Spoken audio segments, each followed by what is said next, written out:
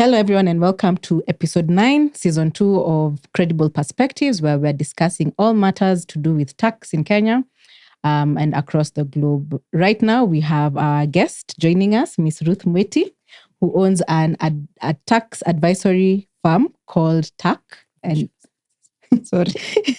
And she'll tell us more about it as she's correcting the things I'm saying. Karibu sana, Ruth. Let's start with, what's the name of your company? Thank you.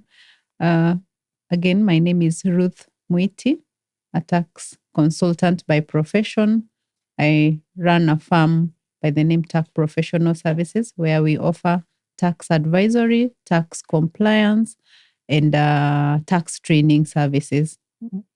Thank you. How did you get here? How did you end up having your own consultancy firm? What was the journey like? All right. Thank you once again. That's a very interesting question. So I've been in the tax practice for 15 years now. So I started my career when I was very young from the university.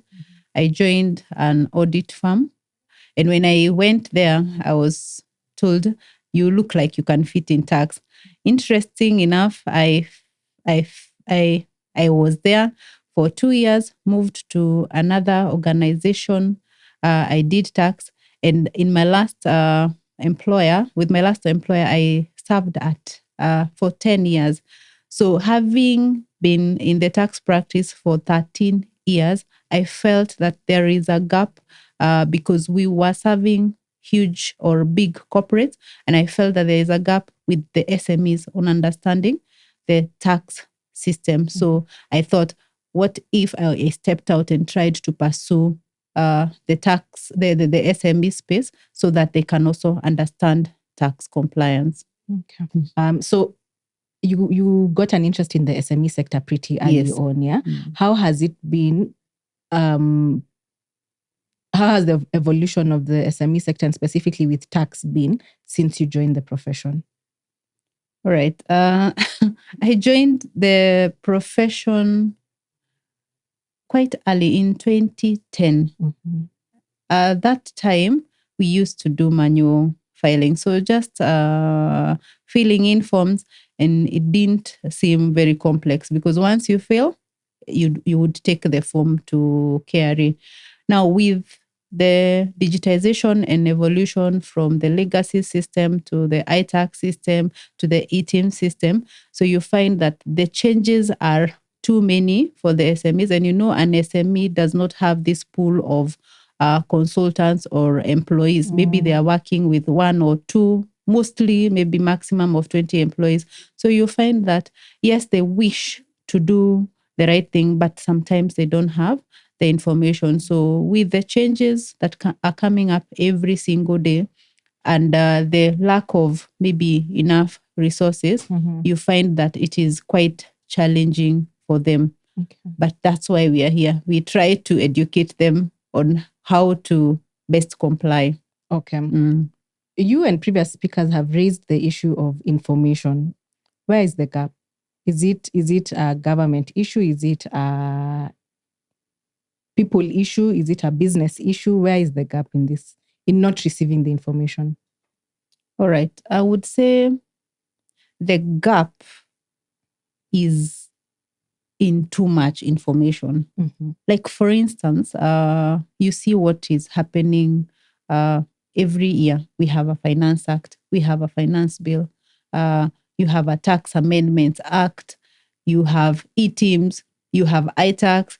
You have so much that is happening. So, yes, maybe an SME or a business person wants to understand, but it is too much. So I feel the challenge in information, or the challenge within information, is more on too much information at the same time. So some of it gets lost. Because if we were to do small changes, maybe like, for instance, there is a national tax policy, which ideally proposes that tax laws should change at least after a period of 5 years. You see, that gives people or taxpayers the advantage of digesting that information and implementing it and seeing how it works for a period of 5 years. But if today you have a law changed, tomorrow it's reversed, then sometimes it gets lost. So a recommendation mostly is that don't make it too much for people to understand, because at that point is where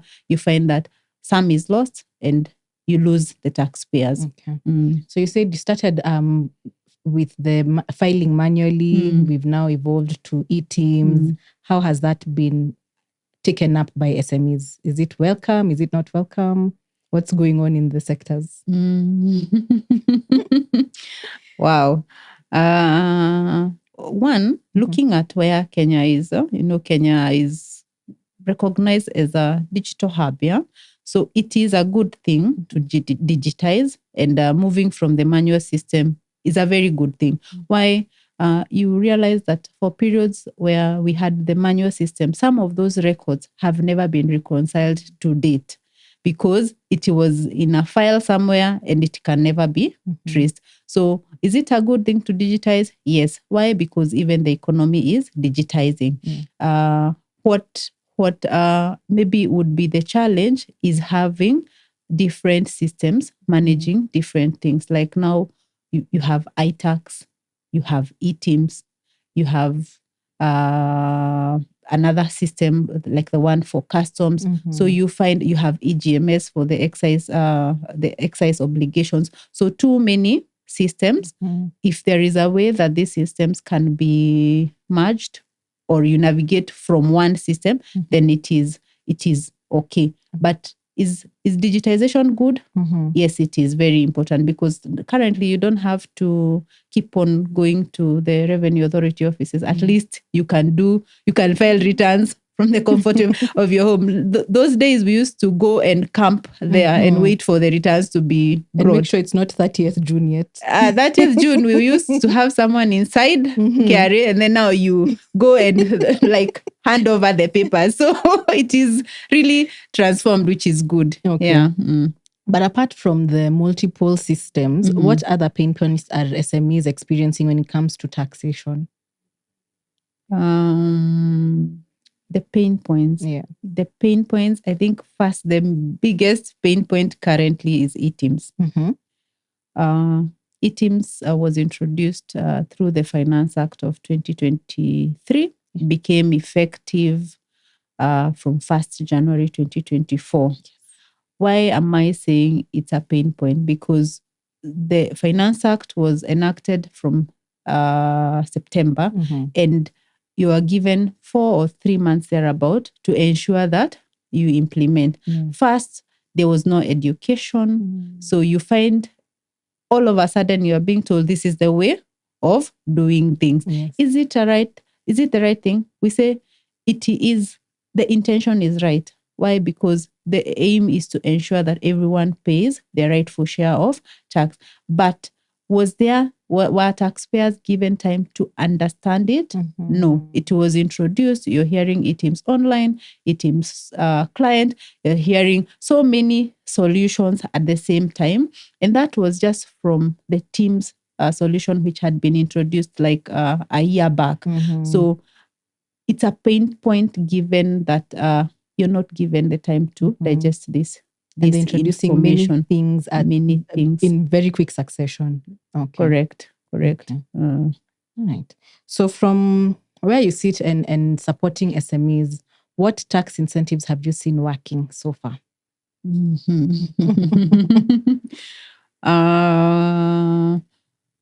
Actually, there are quite a number of tax incentives from incentives that employees who work for the SMEs can enjoy. So it is important for the SME to understand so that they can push these incentives to their employees. For instance, the issues of meal benefits, which are currently at the rate of 5,000 per month, and they're not taxable. There is the non-cash benefit of 5,000. And then now when you come to the SME, what we normally say, what assets are you using? For instance, I can give the example of a school. A school qualifies for what we call investment allowance on their buildings. Do they know? It's at the rate of 10% per annum. So those are some of the incentives on the school buses, on the motor vehicles that you own as a company. You can enjoy up to 25% incentive or deduction against your taxable, against your profits. So first is just to understand the basics of the law, because what we have seen happening in most cases, people underdeclare taxes. And if they were to do the right thing, like we've done that with so many of our clients, we just reverse, take advantage of the incentives, ensure they declare their full income. And in the end, they find that they are not paying any tax. So the difference is that most of the taxpayers will look for the shortcut and declare. But are they utilizing the incentives? No. So if there would just be some form of education, and even when audits are being done, that you need to do this to be able to save, it would be important. So there are tax incentives, and taxpayers should take advantage of those incentives. Okay, but where do we, considering the very many fragmented laws and acts, how do we know where the incentives are? How do we find them? Or we come to you? The easiest definitely would be to come to us. But for that person maybe who is not available, or they want to do the research themselves, what we say and what we do at TAC is first to make sure that you understand, you as a business person, we understand the kind of business you're doing, because you'll find that, yes, we have one income tax law, we have one VAT law, we have one excise duty law, but how it applies to your business is not the same way that it applies to my business. So first is to tell you that you are, for instance, in the manufacturing space, or you're in the farming space. So these are the incentives that are available for you. But if you like reading, I know you are a lawyer, and those people who have studied law, the best approach would be to go to the legal provisions, which is the income tax, the VAT Act. There are many, so I will not mention all of them, but the simplest way is to reach out to a tax consultant like us to just understand, I am in this sector, what are my tax obligations, and how can I take advantage of the law and the incentives provided to be able to save on taxes. It's a better approach, so that you get advice from experienced people. For sure. In line with still the incentives, Kenya has reduced corporate tax to 15% for the first 3 years of operation, but also caps carry forwards at 5 years. At 5 years, yeah. There's a bit of confusion here and mixed signals from the government. How do you navigate that? Okay, to start with the reduced corporation tax for startups, one, it is very specific for startups that are registered with the national Nairobi Institute of Financial Financial Authority. So it's for the first 3 years, and they have an extended 4 years to enjoy. So that takes it to 7 years. But now let's go back to the issue of losses. The carry forward period has been reduced to 5 years. And before, it was, you could claim your losses. One is to say that, yes, there is that provision, but it allows for extension. So for instance, you've not utilized your losses for a period of 5 years, you can apply to the commissioner to extend beyond the 5 years. But of course, it's at the discretion of the commissioner. And this brings about a lot of back and forth, because before you're given that extension, you'll probably be audited. It will take time, and you're not sure of where you fall. So what has happened in the past is that there were attempts before to change the loss period to 10 years.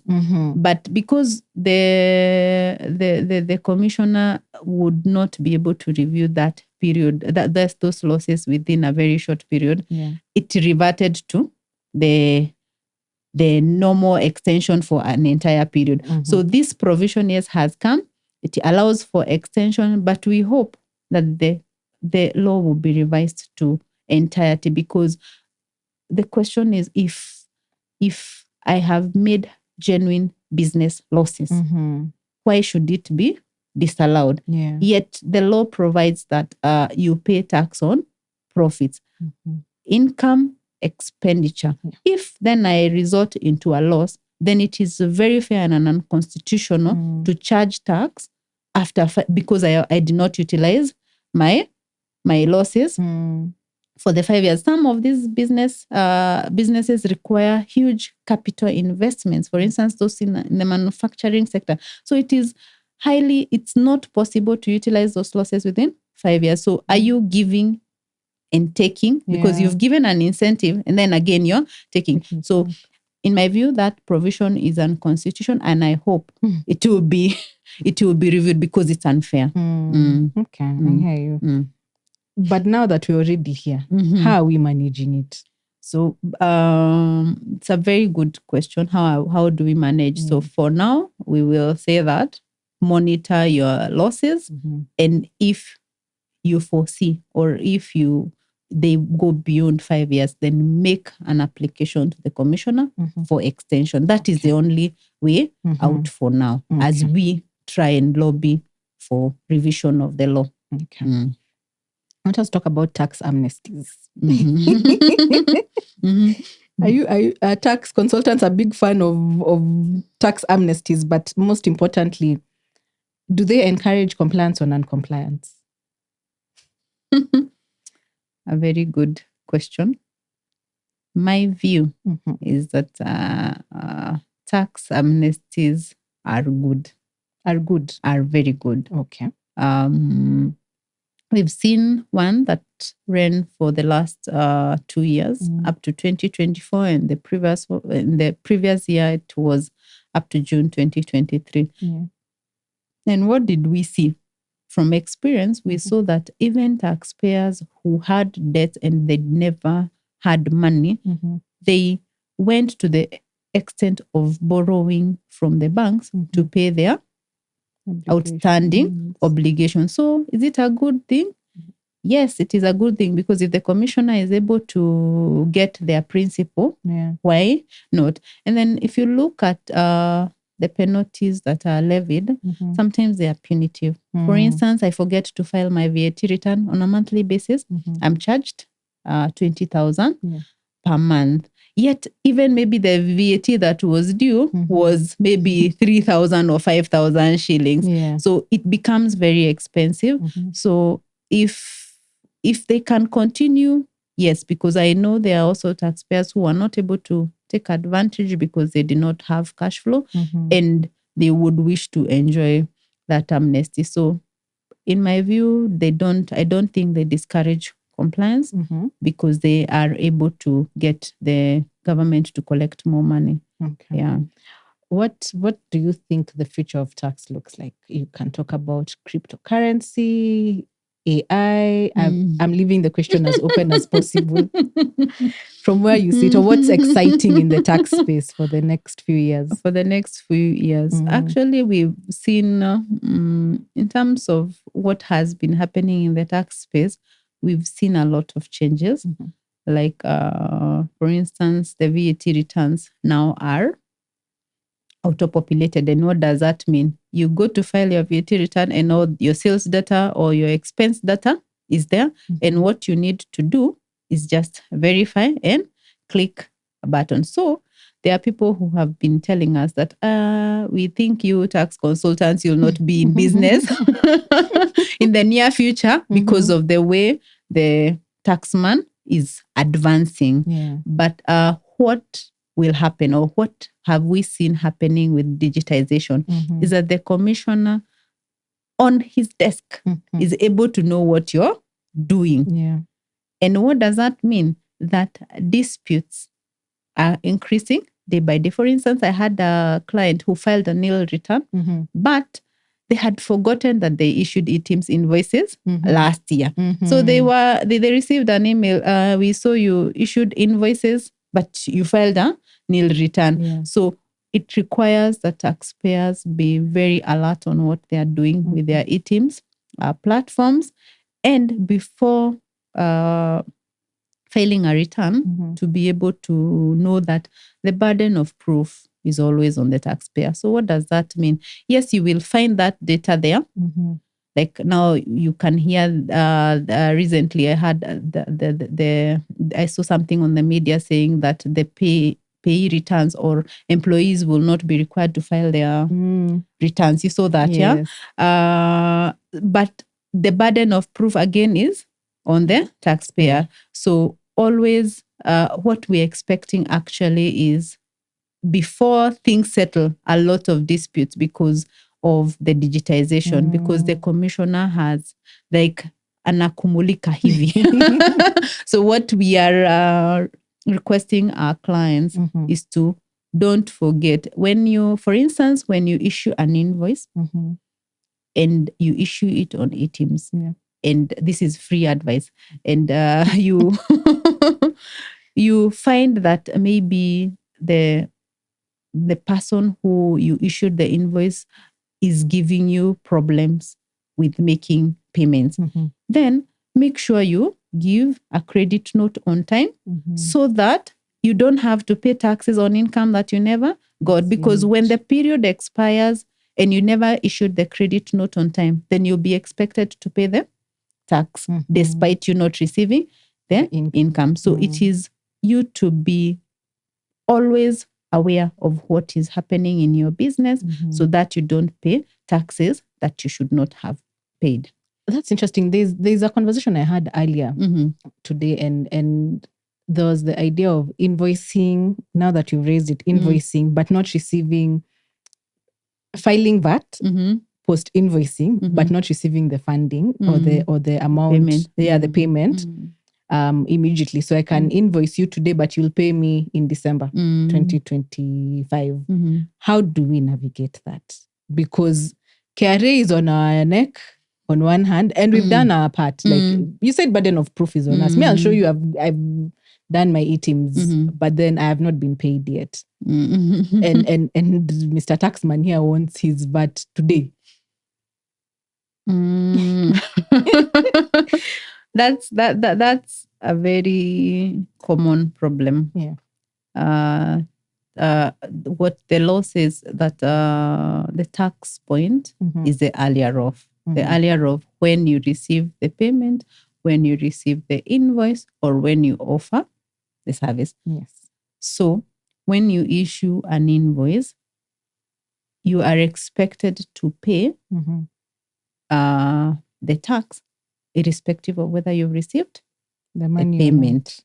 And that's where, of course, you're saying the taxman does not understand, right? Yeah, I haven't received money. I don't have money in my account. So what we advise our clients is that before you issue that invoice, at least have a discussion with your customer that they need to pay you, because you don't also want to have cash flow issues that you're pre-financing government on using your money, yet you have not received those money. So it's an issue of planning, that you are clear with your clients that I give invoices when you're paying me. So the tax point and the payment are like on the same day, so that you don't have that problem. Because I see that many people have faced that problem, and when you go to negotiate a payment plan, it's on you.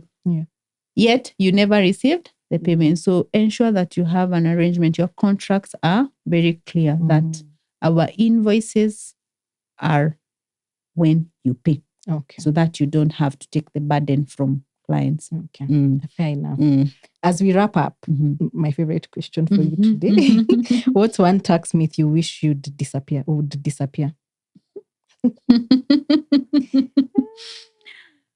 Wow. I don't want to look like I am speaking for the taxman, but in Kenya, there's a myth that there are some people who are not supposed to pay taxes. And there are many. If you ask around, especially the informal sector, they'll say that why is the government taxing us? But I think, actually, it's not think, that's a myth. Because everyone, as long as you're making money, as long as you're in business, as long as you're not tax exempt, then you're supposed to pay taxes. So what I would urge all of us, the people who are listening to us, is that you need to first know that you're supposed to pay taxes, irrespective of whether you're in the informal sector. Now, once you establish that I am supposed to pay the taxes, then consult on how to minimize your taxes or how to go to a tax system that is favorable to you. For instance, there is a turnover tax at the rate of 1.5%. So ensure at least you know you are supposed to pay tax. Then now go to the next step. How do I minimize what I'm supposed to pay and do it within the law? But just doing business and assuming that you're not supposed to pay taxes, that's where you find most businesses even closing after receiving an audit or after being audited by KRA, because they thought that they were not supposed to pay taxes, and now they get a bill and they cannot be able to sustain or pay that bill. So understand, all Kenyans are supposed to pay taxes as long as you're an employee, you're in business. So the question is, where do I go that fits me and I'm not and I will not pay so much taxes? Okay. Thank you so much. Asante sana. Thank you so much for honoring the invite and for that. For more of such conversations, to hear more myths and more visions that our tax consultants have, please join us at the East Africa Tax Summit from 24th to 25th September. Details will be down below.